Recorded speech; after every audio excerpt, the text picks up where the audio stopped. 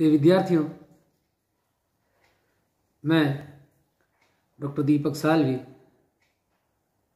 Assistant professor in drawing and painting eight government college Sagwara,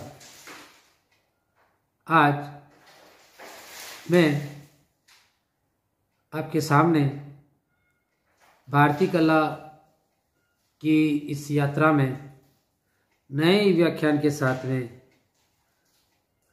नए पाठ्यक्रम के साथ पाठ्यक्रम विषय वस्तु के साथ बात करने के लिए उपस्थित हूँ। प्रिय विद्यार्थियों, जैसा कि आप सब लोग को विदित है कि हम सभी व्याख्यानों में नए पाठ्यक्रम के साथ में बात करते हैं,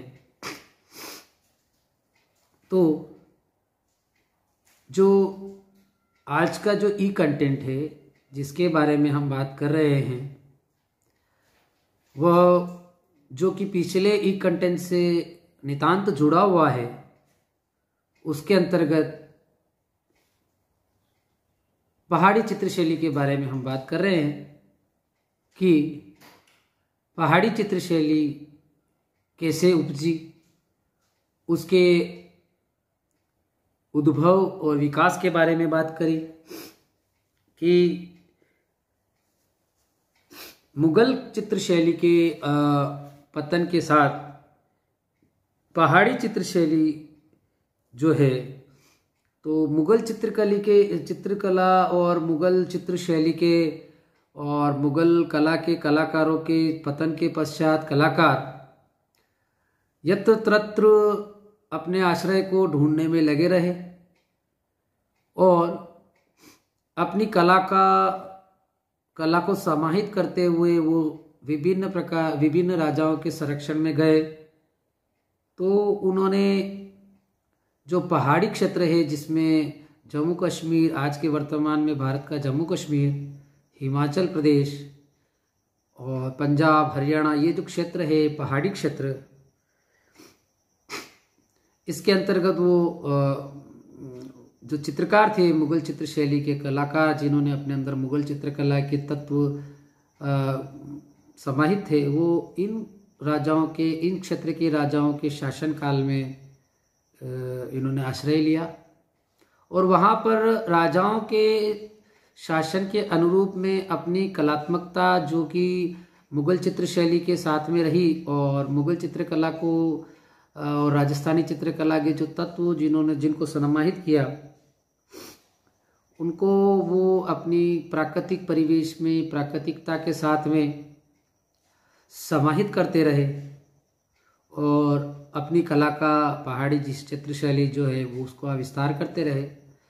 इसके अंतर्गत हम बसोली चित्रशैली के बारे में बात कर रहे थे, तो इसका पूर्व व्याख्यान में हमने अध्ययन किया।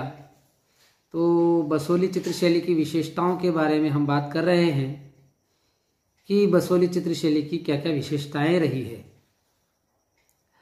तो बसोली चित्रशैली में वृक्षों की जो आकृतियां हैं, विशेषताओं में वृक्षों की जो आकृतियां हैं वो विशिष्ट शैली को प्रस्तुत करती है और वनस्पति के रूप और उसके रंगों के माध्यम से उस बसोली शैली के चित्रों का वृक्षों का पता लगाया जा सकता है। और संपूर्ण रूप से प्रकृति जो है वो एक महत्वपूर्ण उपादान के रूप में विशिष्ट अलंकारिक प्रभाव लिए हुए चित्र को उपस्थित करती है। और प्रमुख चित्रों में पलाश, अनार, बहेड़ा, सरो, बुरास नामक वृक्षों का अंकन हमें देखने को मिलता है। तीसरा हमारा पॉइंट है, तीसरी हमारी विशेषता है बादलों की चमकती बिजली। और बादलों की चमकती बिजली और वर्षा आदि का अंकन इस शैली का प्रमुख विशेषता रही है। बादलों का अंकन जो है वो प्राय पतली, लंबी, लहरदार रेखाओं तथा चक्राकृतियों के द्वारा प्रस्तुत किया गया है, जिन्हें सुवर्ण रंगों से सुशोभित किया गया है। हल्की वर्षा को छोटे मोटे बिंदुओं तथा भारी और तेज वर्षा को सीधी रेखाओं से अंकित किया गया है। पानी को प्रायः गहरे रंग का आवर्तमय तथा लहरदार रेखाओं द्वारा बनाया गया है। इसके बीच बीच में वृत्ताकार पुष्पों का अंकन हमें देखने को मिलता है, जिसके साथ कलियों तथा कमल का भी अंकन हमें देखने को मिलता है। कहीं कहीं जल क्रीड़ा करते जल पक्षी भी चित्रित किए गए हैं। राजस्थानी चित्रकला की ही भांति बसोली चित्रशैली की मुख्य प्रेरणा जो रही है वो वैष्णव धर्म से संबंधित रही है। 16वीं सदी के कवियों की भक्ति एवं रहस्यमूलक रचनाओं को इस शैली में बहुत प्रेरणा प्राप्त हुई। पौराणिक आख्यानों से प्रेरणा लेकर दशावतार आदि के चित्र बनाए गए और 14वीं सदी में लिखित भानुद्रत कृति जो है रसमंजरी बसोली के चित्रकारों का प्रमुख विषय रही। दरबारी दृश्य चित्रों में ऐश्वर्य तथा विलास को चित्रित किया गया है, जिसमें आरंभिक चित्रों में काष्ठ निर्मित स्थानीय वास्तु आकृतियां भी बनाई गई है। इसके अतिरिक्त बसोली के चित्रकारों ने सम्राटों व साधु संतों के भी कई चित्र बनाए हैं, जैसा कि आप चित्रों में देखते हैं। प्रकृति का प्रतीकात्मक प्रयोग हुआ है, जो चित्र के विषय से पूर्णतः संबंधित रहता है। नायक नायिका अथवा श्रृंगार संबंधित चित्रों में शुक अथवा कपोत के युगलों का अंकन देखने को मिलता है। नव यौवना के चित्रों में आम्र वृक्षों के पके हुए फल दिखाए गए हैं। नुकीले वृक्ष गीत गोविंद की इच्छा के प्रतीक बनकर आए हैं। कई वृक्षों के आसपास अंकित करके वृक्ष कुंजों का आभास दिया गया है। नेक्स्ट है कि स्थापत्य कला को प्रचुरता से इस शैली में अंकित किया गया है। मीनारे, अलंकृत दरवाजे, खिड़कियां, चित्रित लकड़ी के खंभे आदि सभी बसोली शैली की प्रमुख विशेषताओं के अंतर्गत हमें देखने को मिलते हैं। बसोली शैली के चित्रों में स्त्री तथा पुरुष आकृतियों का आकृति अंकन भी अलग है। पुरुषों को प्रायः औरंगजेब के युग का घेरदार जामा एवं पीछे झुकी हुई पगड़ी जिस पर सिरपेश लपेटा हुआ है पहनाई गई है। स्त्रियों को पायजामा प्रायः धारीदार, चोली तथा जीना पेशवाज भी पहनाया गया है। गीत गोविंद के चित्रों में कृष्ण को धोती एवं दुपट्टा पहने तो स्त्री आकृतियों में घाघरा जिसके साथ ओढ़नी और दुपट्टा पहने चित्रित है। बसोली की मुखाकृतियां जो है वो पूर्णतया मौलिक है, जो स्थानीय लोक कला से प्रभावित है। ढलवा ललाट, माथे से निकलती हुई लंबी नासिका, भरे हुए कपोल तथा चिबुक, लंबी नासिका, भरे हुए कपोल तथा चिबुक, सुंदर नेत्र, बादामी रंग का शरीर बनाया गया है। और नारी आकृतियां पुरुषों की भांति ही ओजपूर्ण बनाई गई हैं। कहीं कहीं स्त्री आभूषणों में काले फुंदे भी लटकते हुए दिखाई देते हैं। चित्रों के हाशिए प्रायः लाल, गहरे लाल तथा कभी पीले रंगों में चित्रित हुए हैं। रस मंजीर तथा गीत गोविंद के चित्रों के पीछे संस्कृत काव्य से कुछ अंश, दोहे टाइप कुछ लिखे गए हैं। हाशियों के ऊपर जो है ऊपर टाकरी लिपि में शीर्षक भी दिए गए हैं। प्रिय विद्यार्थियों, अब ये बसोली शैली की चित्र शैली की विशेषताओं के बारे में हमने बात की। जो क्षेत्रीयता, जैसे राजस्थानी चित्र शैली में विभिन्न क्षेत्रों में विभिन्न जगहों पे अलग अलग शैली की अलग अलग विशेषताएं हैं, उसी प्रकार पहाड़ी चित्र शैली में भी हमें क्षत्रियता और शासकों की रुचि दोनों का समन्वय हमें देखने को मिलता है। तो इसमें बसोली शैली की चित्रकला की विशेषताओं के बारे में हमने बात की। अब आता है प्रिय विद्यार्थियों कांगड़ा पूर्व चित्र शैली। जो हमारा अगला ई लेक्चर या अगला ई व्याख्यान होगा उसमें कांगड़ा से पहले की चित्रशैली, पहाड़ी चित्रशैली का क्या स्वरूप था उसके बारे में एक संक्षिप्त जानकारी के दृष्टिकोण के हिसाब से मैंने ये बात रखी। और कांगड़ा चित्रशैली जो है पहाड़ी चित्रशैली में सर्वाधिक ख्याति या सर्वाधिक प्रसिद्धि कांगड़ा चित्रशैली ने पाई है।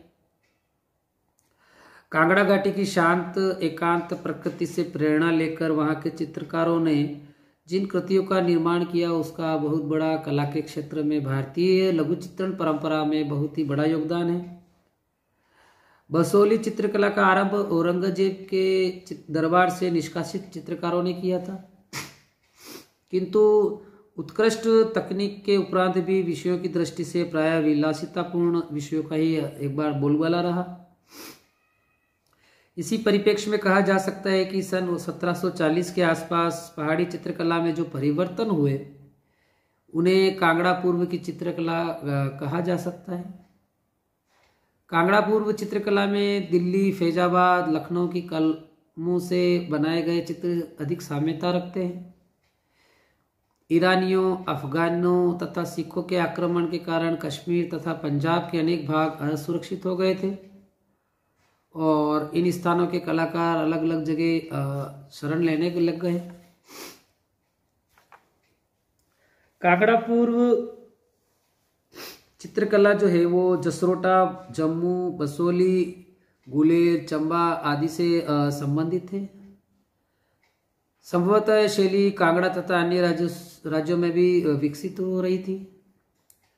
इन समस्त स्थानों की चित्रकला में ऐसी कुछ समानताएं हैं जिससे अनुमान होता है कि पंडित सेऊ परिवार के कलाकारों ने विभिन्न स्थानों पर कार्य करते हुए समान रूप से कांगड़ा चित्रशैली को जन्म दिया।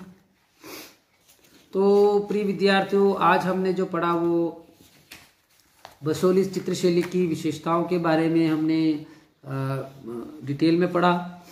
क्या क्या बसोली चित्रशैली की प्रमुख विशेषताएं रही और इसके पश्चात जो हम कांगड़ा शैली जो आगे के ई लेक्चर में पढ़ेंगे कि कांगड़ा की चित्रशैली की प्रमुखता क्या रही, तो उसका संक्षिप्त परिचय भी मैंने अपने इस ई व्याख्यान में दिया है। तो प्रिय विद्यार्थियों, इन ई व्याख्यानों के साथ में आपको जो असाइनमेंट दिए जा रहे हैं वो असाइनमेंट भी आप समय से पूर्ण करते रहें तो निस्संदेह आपके पास भी एक अच्छा सा स्टडी मटेरियल जिसे कहते हैं वो अच्छा हो जाएगा। और उसकी एक फाइल बनाते रहें और उस फाइल में जो मैं असाइनमेंट दे रहा हूँ उनको असाइनमेंट की फाइल बनाते रहे, उनको लिखते रहे, तो आपको निश्चित रूप से ये सारे जो ई व्याख्यान के या आपके जो पाठ्यक्रम से जुड़े हुए जो चीज़ें हैं वो सारी आपको ज्ञात हो जाएगी। तो ये जो ई व्याख्यान आपको उपलब्ध कराए जा रहे हैं इनका भरपूर लाभ उठाइए और आप इन भरपूर व्याख्यानों को, इन भरपूर जो मैं नोट्स आपके लिए जो बना के ला रहा हूँ, विभिन्न पुस्तकों का संकलन करके ये वे जो PDF नोट्स बना रहा हूँ, और दूसरा आपके जो चित्र देखते हैं इन ई व्याख्यानों में, तो आपको ये जो चित्र है वो भी मैं किन्हीं किताबों से स्कैन करके किन्हीं रूपों में आपको प्रस्तुत करने का प्रयास करता हूँ कि तुम्हें, आप विद्यार्थियों को, आप सभी को इस ई व्याख्यान को, इन ई व्याख्यानों से आपको अच्छी तरीके से समझ में आ जाए और आप निस्संदेह आपके मन की क्वेरीज हैं वो आप में से शेयर करते रहें। कुछ के क्वेरीज आती है, कुछ के जिज्ञासाएं आती है, तो मैं उनका निश्चित रूप से समाधान करता हूँ।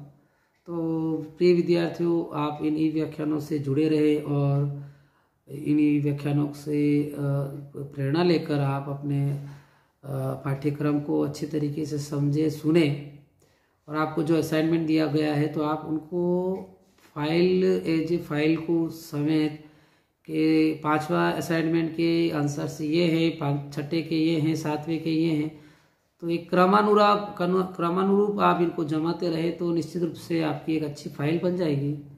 और हाँ, स्केचिंग फाइल जो है, आपको स्केचिंग भी निरंतर करते रहे तो इससे आपको थियोरेटिकल और प्रैक्टिकल दोनों प्रकार से अच्छा लाभ होगा। धन्यवाद।